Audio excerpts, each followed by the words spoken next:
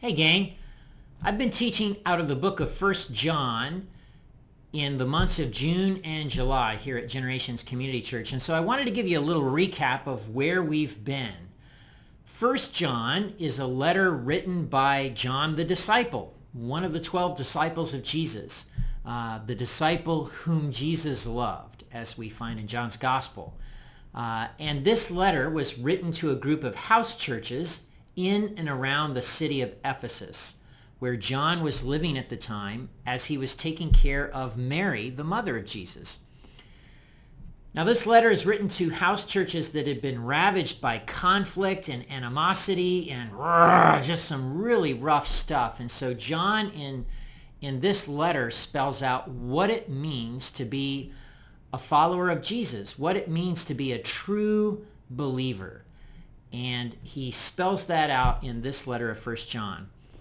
In the first week, we kind of laid out that Jesus and John have a clear expectation that followers of Jesus are going to be different.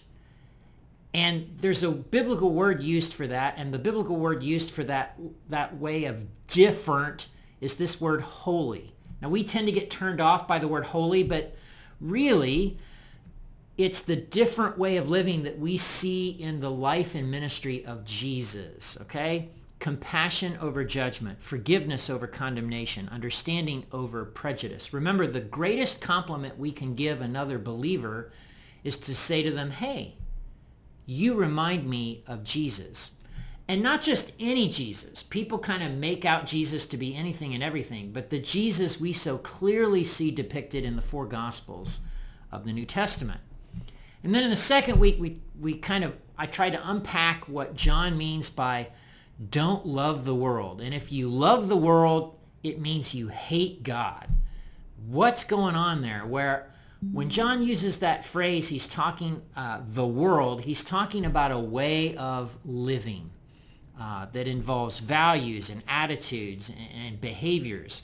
And America has a way of doing that that can be summarized by kind of three statements that smack up against the way of Jesus. Statement number one, hey, just follow your heart. Whatever you feel on the inside, just express that and follow that. It's okay. It's all okay. A second statement that kind of smacks up against the way of Jesus, grab all you can. Because this life is all there is. You only get one shot at it. Grab all you can. Go for it. And this idea that you only get one shot, you only get one opportunity, you only get one pass at life. And then lastly, this third statement, if I could just have, if I could just buy, if I could just achieve, fill in the blank, I'd be happy. In other words, my happiness is contingent on achieving something, owning something, experiencing something, having something. And of course, those three statements just smack up against the way of Jesus, where the way up is down, where you give away what you cannot keep, where you actually gain by losing. And Jesus exemplifies that through the cross, his death on the cross, and his resurrection 3 days later.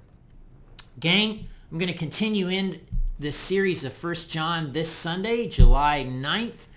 And we're going to talk about the fact that you have an expectation about believers and how they should live and a particular quality that they should have.